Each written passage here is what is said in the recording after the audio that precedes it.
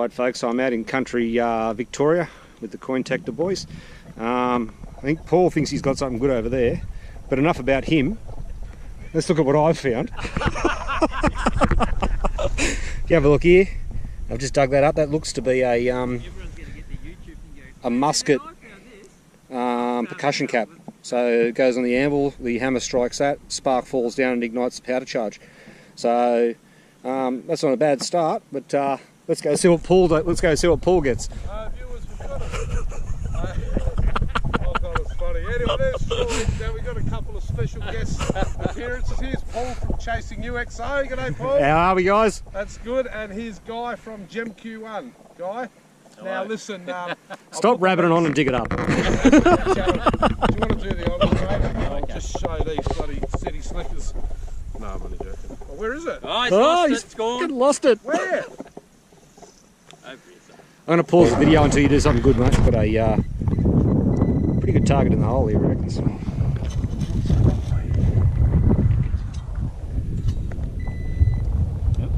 Oh. Yeah. Highly rare too, these ones. Excellent. That's about the only. I don't find one. We'll just stop the video now. All right, folks. So I'm out with the boys in Queensland. Queensland. Jesus, I've been in Queensland too long. I'm out in Victoria. On a private permission that Paul from Cointector has organised. We've got ourselves an old house site here. There's been a few bits and pieces kicking around. Paul's found his weight and rivets. We've got a lamp piece here, and I've just uncovered this absolutely cracking brooch. Check that out. It's still got the stone. I reckon it's glass. But yeah, missing the pin, or the remains of the pin still there. There's no identifying maker's marks. But, hey Paul, how old was the property? Sorry? How old's the property? Oh, what does this date go to? 1850s or 60s? Alright, so we're in a mid-1800s property, so we can confidently say the brooch is around that era. Alright, let's crack on, see what else we can find. Alright, so we're still going. Guy's up the back there, Troy's right next to me. Paul's over there. I think he's just moistened himself with a Chinese coin. And I've found something way less exciting than that, but here it is here. Now on first glance it looks like a pocket watch surround, but it's not, because that's fixed and it's got a hole through it. Troy and I were hypothesising that it's probably a locket of some description, because it's certainly not a pocket watch surround. There's a hinge right there where it opens up, so it's missing the both sides of it, but hey, sweet as. Let's crack on. Alrighty folks, here's my next find, and it's an absolute cracking spoon. So she's been bent, but this rang off as an 88. Quite loud, as you'd expect given the size of the bastard. But that's looks to be an old plated spoon. Sweet as. Let's crack on. Alright folks, so here's our next target. It looks to be the remains of a scarf slide. You can see the back of it where it's got the piece that goes across there, so I reckon it's been cut in half. Of note, Paul just got himself a cartwheel penny, so you might want to go over and check Cointector's page and have a look at that. I didn't film it because it was his, there's too many cameras around, so check that out though. It's a nice little piece of Victorian, I suppose, ladies' wear. Righto folks, you probably need to check this out. Paul's just found a Mansfield Bottle Company token. It's a threepence token. Now, I've never seen a threepence token ever. Troy's consulting the token book. Could you send me this footage? Yeah, that's a pearler. Now I can't get too close with the GoPro because it doesn't like close-ups. But and it's exact same. Yeah, the reverse. Kelson's Mansfield Bottle Co. Ale, threepence. Absolute piss cutter. Alright. Alrighty folks, so here's my next find, and it's an old timer's button, and it looks like it's got Uptown make, or our own make button. So it's an old timer's button. Excellent. Alrighty. Here's another cool find.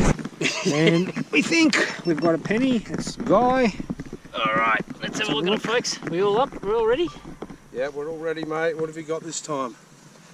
We have got something very, very...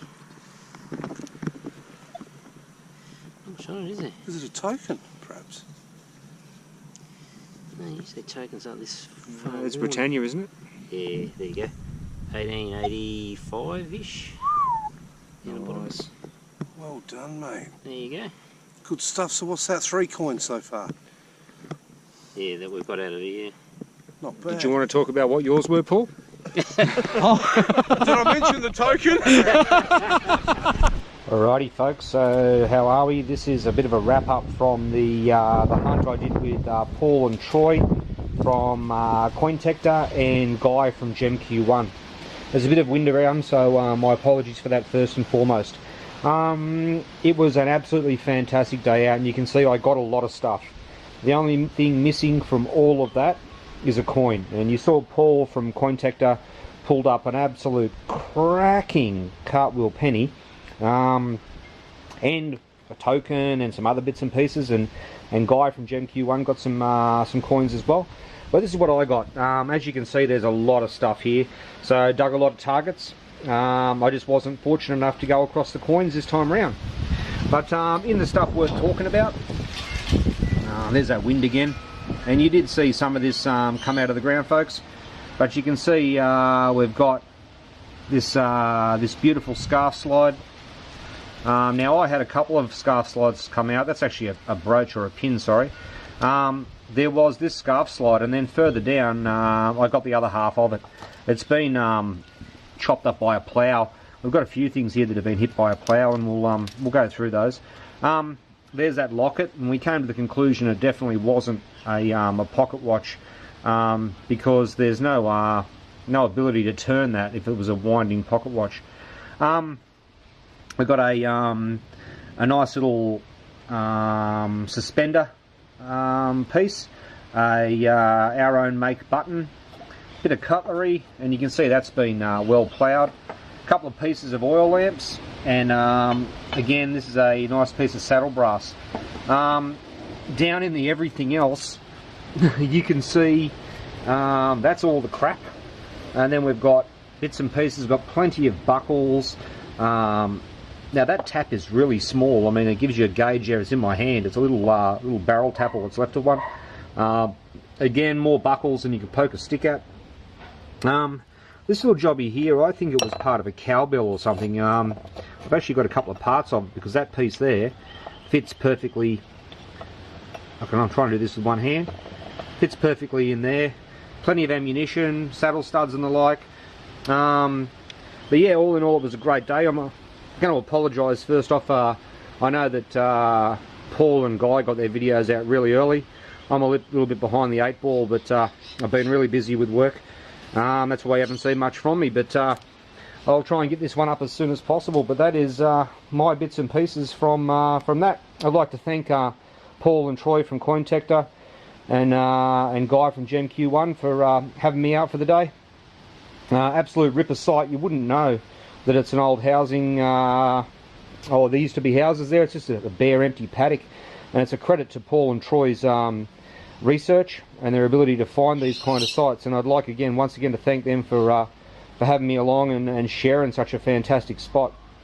Alright folks, hope you enjoyed it. There's a few laughs there, and we'll see you on the next one, eh?